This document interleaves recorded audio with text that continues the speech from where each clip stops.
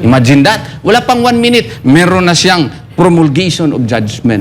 No? Not prepared. Oh, parang promulgation yun eh. Tapos may mga declarations na siya doon na para bang pinako na niya sa krus si Pastor Apollo, si Kibuloy, na wala man lang kaming karapatan na cross-examine doon sa kanilang mga witness. Hindi nga kami makapagsalita because the Senate Rules of Investigation prohibit us from even talking or being made as resource persons. And that is grossly unfair if a person is made a resource person and he is already an accused in a particular case. And that is precisely the danger that we were afraid of. Pero magaling si Pastor eh.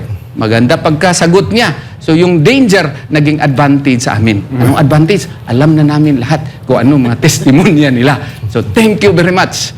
Alhamdulillah.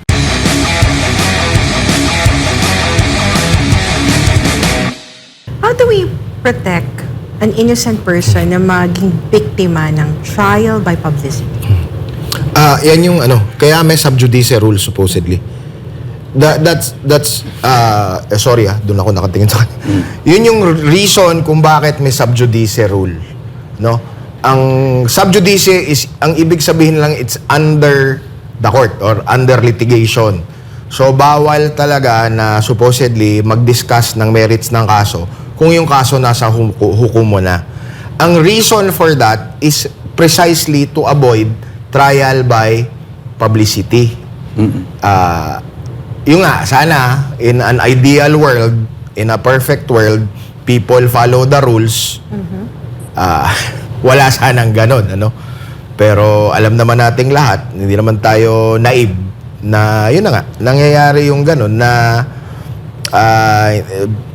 pinapublish sa or may mga ganon na nagpipresenta ng iba-ibang testigo. Wala kang right na magpresenta ng countervailing evidence o yung laban na ebidensya. Wala kang right na mag-cross-examine. Wala kang right yung mga abogadong magsalita minsan. So, kami, tali yung kamay namin eh. Pero yung kabila, supposedly tali din. Kasi nga, sinasabi natin kanina, gaya ng in-emphasize ni Senator Tolentino, it's not supposed to be, hindi dapat manghusga ng tao sa hearing in aid of legislation. Pero dapat sana as high-ranking officers of our government, they're supposed to be held to a higher degree of compliance, no? Pagsunod sa ating kung sa Constitution, pagsunod sa purpose ng hearing that is in aid of legislation. Ang ganda nga nung pagkaka-explain talaga ni Senator Tolentino kanina. Ayoko na lang sabihin kung kanino siya nakatingin nung habang sinasabi niya yun. Okay. I think it was dedicated for somebody sa tingin ko. Because his statements really are very important and it emphasizes the fundamental rights that we have under the 1987 Constitution, which ought to be respected by everyone, especially if you are a senator of the land.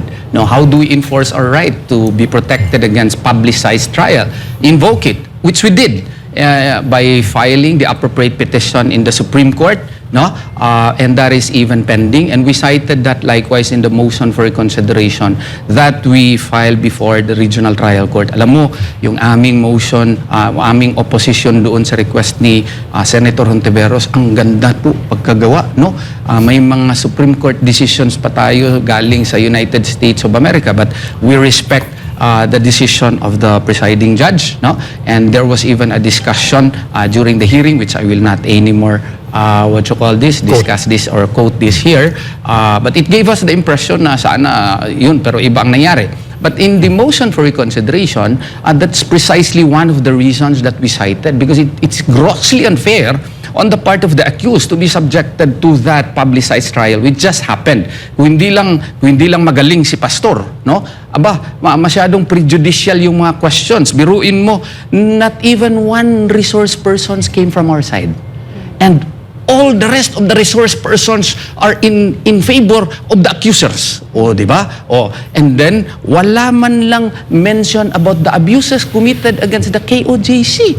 16 days ka doon ni isang tao, wala man lang nag-surrender sa'yo. Tapos magsasabi ka na naman uli na we still have the plan, to visit them again because the investigation is continuing. My golly, you have been there for 16 days, meron daw nag-surrender sa'yo on the first or second day, napasok ka. Akala mo, qualified human trafficking. Hindi pala. Ngayon, bala ka naman. You are still undergoing investigation because there are still victims there. Niwala man lang one member. We have 7 million members and there were more than thousands members there who were present during the 16-day siege. Not even one was invited. So, and only the side of the complainants were there. Well, if you are a senator of the Republic, with due respect to the good senator who headed that investigation, you should at least give the semblance of fairness. To my mind, with all honesty, even the semblance was not there. No, there was even no mention about the pendency of the motion for reconsideration that we filed, and that is precisely the reason why we had that. We were anxious about the hearing because it might be so one-sided. There was even prejudgment. It was the only hearing in the world that I have attended in my more than 26 years of lawyering where a promulgation of judgment was rendered less than 1 minute from the last witness who testified in this case finished his testimony.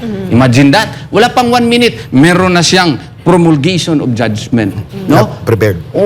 Parang promulgation yun eh. Tapos may mga declarations na siya doon na para bang pinako na niya sa krus si Pastor Apollo, si Kibuloy, na wala man lang kaming karapatan na cross-examine doon sa kanilang mga witness. Hindi nga kami makapagsalita because the Senate Rules of Investigation prohibit us from even talking or being made as resource persons. And that is grossly unfair if a person is made a resource person and he is already an accused in a particular case. And that is precisely the danger that we were afraid of. Pero magaling si Pastor eh. Maganda pagkasagot niya. So yung danger, naging advantage sa amin. Anong advantage? Alam na namin lahat kung anong mga testimonya nila. So thank you very much. Alhamdulillah. Yes, Pero lao, gusto idagdag doon yung sinabi ni Attorney Torion na nagkaroon ng, para sinabi ko na rin kanina, di ba, nagkaroon ng parang promulgation of judgment. Yun. Yung promulgation of judgment, nangyayari sa criminal case, sa ending, yung judge, babasahin yung decision ng judge. Sabihin ko sa inyo, nasa rules natin yan, na ang promulgation of judgment, mga 90 days yes. from the date na nag-rest yung lahat, yung defense, or kung may rebuttal or what. Basta 90 days from the date na nasubmit for resolution. Ganun kahaba. Bakit? Kasi nga dapat yung husgado, titingnan yung ebidensya, iwiweigh, titingnan kung sino yung nagsasabi na totoo, sino yung nagsisinungaling.